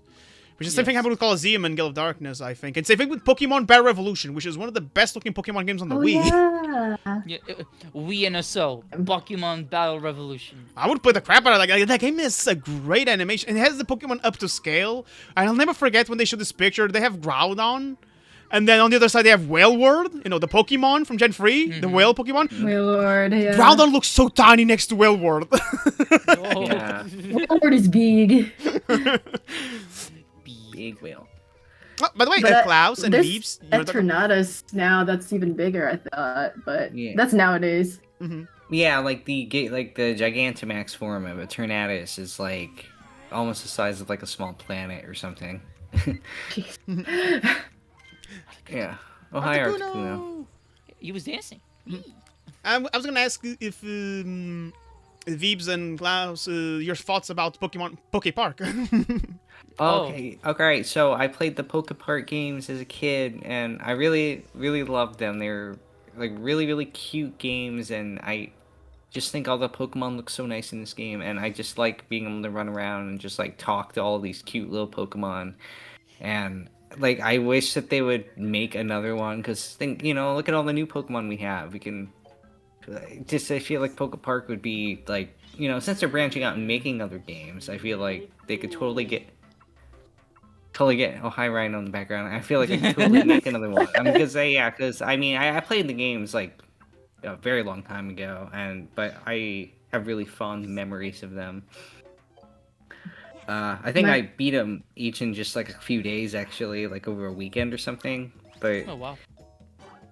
yeah, because I think I just like the idea of playing as a Pikachu and just kind of running around in like a semi-open world and just Do shit. just kind of chilling, exactly. And I do like that, and I do think there's a market for that. I still remember watching some gameplay footage of the games when I was a kid and being like a little bit mesmerized, like, oh my god, I'm Pikachu and I'm going around, but I understood nothing that was going on. Yeah. All right, now just a brief bit. Here's the Pokemon sign. That's it. It's right at the beginning. We're done here. Very simple. Very simple. How the fuck did Oak miss this? I know, it's like so big. He's getting old, guys. He's getting old. God. Yeah. Vibs, what do you think Yeah. about Pokepark? I haven't played it, so I can't say anything. Alright. Case When it closed. comes to when it comes to the side games, I haven't played all of them. I tried to play all the mainline games, but when it comes to the side games, there's a lot I didn't own. Mm-hmm. I mean, who can play all the side games? That's a lot. Yeah, 'Cause I you have- mean, I try. I played Pokemon Sleep when it came out. Oh yeah, me What? too. The only reason I stopped playing was because I would have it on, at night and just leave it, and Because it's you fine. It can't didn't really sleep dream. anymore. But it wouldn't really dream in bad or anything. It was fine. But one time there was I think an Amber Alert or something that happened overnight, and Yeah. when those happen, they will take over the screen until you clear it, and also turn off everything else in the background. Oh. I was going to work the next day and woke up. Luckily, naturally woke up on time, but my alarm didn't go off because of this Amber Alert because my screen was open because of Pokemon Sleep, and so I could have been late for work, and I was like, okay, maybe I shouldn't play this anymore. Yeah. So I stopped. Though it was Makes total fun. sense. Yeah. Mm-hmm. Pokemon shall dominate your entire life. Ooh. It's Oh still my going God. strong. Yeah. And forget guess speaking Pokemania. Yeah, I guess speaking of Pokemon dominating our lives, so I guess what's our experience is with Pokemon Go back when we played it? Oh, I never played it. Because all right, well that makes it easy. I played it when it first came out, and I played it when it first came out, and so that was at the time when I was still in high school, and my family we were still taking our road trips through the United States every summer because we would go to visit my grandma in the mountains. So so basically we traveled pretty much all the way across the country, and so every time we would stop at a gas station or a little town or something, I would get out and I would walk over to the Pokespot, which was usually the gas stations where Pokespots, so I could get my Pokeballs and stuff. And I would catch some Pokemon like whenever we'd be in Colorado, I would catch a lot of Rhyhorn and stuff, and I would always nickname them after the places where I caught them. So that's a lot cool. of those, yeah. Oh. So a lot of the Pokemon I captured were just kind of little mementos of all the places I'd been. No, that's cool. And then when I stayed in a little Colorado town briefly, I would always walk from the condo we were renting and go down to the Pokespot to get my Pokeballs, and there was a Pokemon gym, and I think I was able to take over the gym for a day until somebody else took Ooh. it back over. Yeah, so and actually Pokemon Go actually did get me to start going for regular walks again, because I was like, well, I want to walk and find Pokemon, I want to hatch all my eggs, because I joined the Team Instinct, and one of your perks was that you can hatch eggs faster if you're Team Instinct, which I know Team Instinct was the meme team, and people didn't take the leaders seriously, but I felt like that was a perfect place for me. So yeah, I've lived really lots of fun memories of Pokemon Go. I made my buddy Pokemon Sandslash, and it did get me to get out and do regular exercise and go for walks, and still to this day I still go for a walk every single day, and partly is that because that's because Pokemon Go got me into the habit. So yeah, really fun Nice. memories of it. Yeah, and I don't play it anymore because I didn't reinstall it on my new phone, and I don't really know if I will because it took up a lot of space. So Yeah. Mm-hmm. That's actually one of the reasons why I never downloaded Pokemon Go, because I knew of the thing back then. It was basically Pokemon again, and everybody was going outside. But the reason why I didn't is because at the time I didn't have a smartphone, and when I got one, is it just hogs up a lot of mobile data. So I was like, Yeah, no, pretty much. That's so cool to hear about experience. I remember when it came out, I was really excited to play it. I played it a lot. I was in college at the time, so it was really easy to walk around. And because my campus was huge, it was going from one side to another, it took 40 minutes to walk. Oh, So, wow, yeah. Oh wow. Yeah, we had to frequently take buses, bike, or just, spend a lot of time walking at that campus. So it was really easy to play Pokemon Go at the time. I also joined Team Instinct. I actually still have a Yeah. Switch with Team Instinct's logo on it. Awesome. And yeah, I think the reason I stopped playing was more just because of the location I was at, where I got kind of busy, and then I kept doing the same stops and stuff, and I was okay, there's not a lot of variety anymore. Even though there's a lot of new Pokemon that came out, but Yeah, that's fair. I just over time stopped. But I do remember a fond memory where my very first shiny in that game was my family and I were in Las Vegas. And we were walking around. I was playing Pokemon Go there, and I found a shiny Murkrow for the first time. And I didn't realize shiny Murkrow is pink. It's like hot pink. I was like, "Oh, this is so cool!" So I caught it. No, my favorite color is like purple and yellow, but purple is best. That's my second favorite. Yeah, it's cool. I like purple a lot, but yeah, no, so it was a lot of fun. I remember even in my college there was like a Pokemon Go event, like, or like a Pokemon event or something where you could like play Pokemon Go with people. We'd do like a raid, and then like they had other Pokemon related stuff there. Like they showed one of the movies. They set up stations for like some of the Pokemon games, and it was kind of small and like there wasn't a lot of people there, but it was fun. Still, it's cool that they even set that up. Yeah. Well, some of my friends actually still play too. Like, I live in a different state than them now, but they'll like go around the mall and still play Pokemon Go. So, it's fun. Just cool. Yeah. For me, Pokemon Go is actually one of those things I kind of regret not getting into when it came out. But I felt the hype. Like I was with some friends in summer vacation. We were playing like on a mini golf course, and then legit we saw a group of people just gathering around to play Pokemon Go. Like, I really wish I get more. I think it's the same reason as Rhino. Like, it took too much space on my phone, and my phone had other stuff there, so I never really downloaded. But I remember when my first Pokemon was Tangela. I caught it in my bathroom. They were literally on the hairbrush. Like, you cannot get more perfect timing than this. wanted to brush its little hair. It wanted to brush its spines. So like it was like perfect timing. And what I like to see is like which like landmarks of my city were the ones used for the Pokemon shops, and it's like Pokemon Go was legit a nice just thing to be a part of. Even though again I didn't play it long enough to pick a team. I would probably go Team Instinct. Join us. What was the red team? Yeah. What was the red team too? I kind of like it was Instinct, Mystic, and Valor. Right? I don't remember which one. Yeah. The red was Valor, Mystic was blue. Yeah. Yeah, I was between those two. I was like between those two. But no, Pokemon Go was. I wasn't part of it. But I saw the excitement, I saw the hype, and it just felt nice. Like people joke around that at that point people discovered world peace because everyone was just playing the Pokemon Go, going outside, gathering around. It just felt nice. Yeah, just nice to like interact, and that's the best way to wrap up this commentary. Pokemon brings people together. Even haters like this guy over here. Pokemon cringe.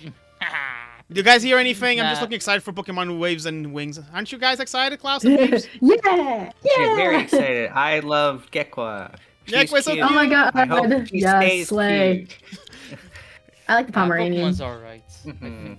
Maybe. Pomeranian. No, they're all gonna be bipedal, guys. And they're gonna stand on two legs in their third evolution, guys. Just saying. Might as well accept it. Okay, well, you know what? Okay, well, I mean, that makes sense for Routes of Birds already standing on two legs. But, no. Just for that Klaus, now. He's the only one that's quadrupedal. For some reason, they give him 4 legs. He's a Griff now. He's a Griff now. He's a Griffin, yeah. Griffin. Yeah. Is Griffin a bird? It's a chimera that's like a bird's face and wings and a lion's body. Ah, I see. Reminds me of that Berserk character. Remember, like in Fire Emblem Awakening, there was a Griffin rider. I know. Yeah. It's been years, but I remember. Or remember the lion from Dungeon Mashi? In the opening? Yes. There you go. Yes. Yeah, I think he was a griffin. He had wings. I think. I'm sure there's another name for it, but it's a griffin lion. Yeah. I remember. And you guys want to say anything before we wrap this up? Pokemon fun. I love it. At the end of the line, I will say this is a franchise dear to me. Definitely in my top 3 Nintendo franchises. And the quality of the games doesn't always match what we should expect, which is a shame. And we are hoping the next generation fulfills that. There's a lot of great Pokemon designs, lots of great human designs, lots of great songs, like lots of memories I have with this franchise.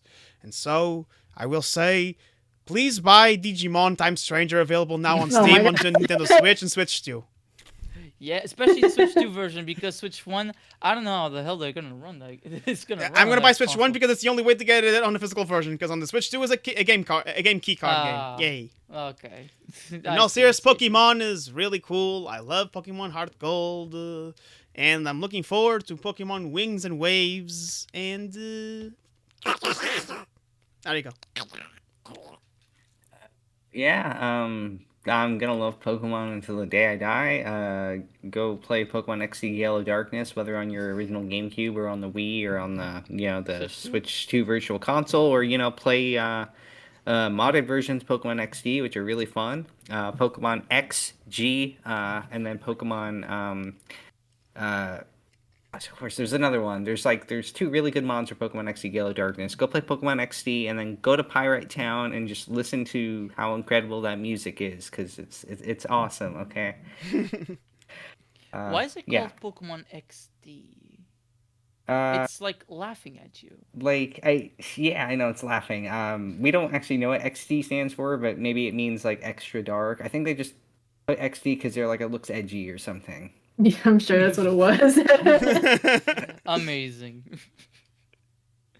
With all that being said, I hope you guys had a good time, and see you guys later. Bye. Bye. Gotta catch them all, Pokemon.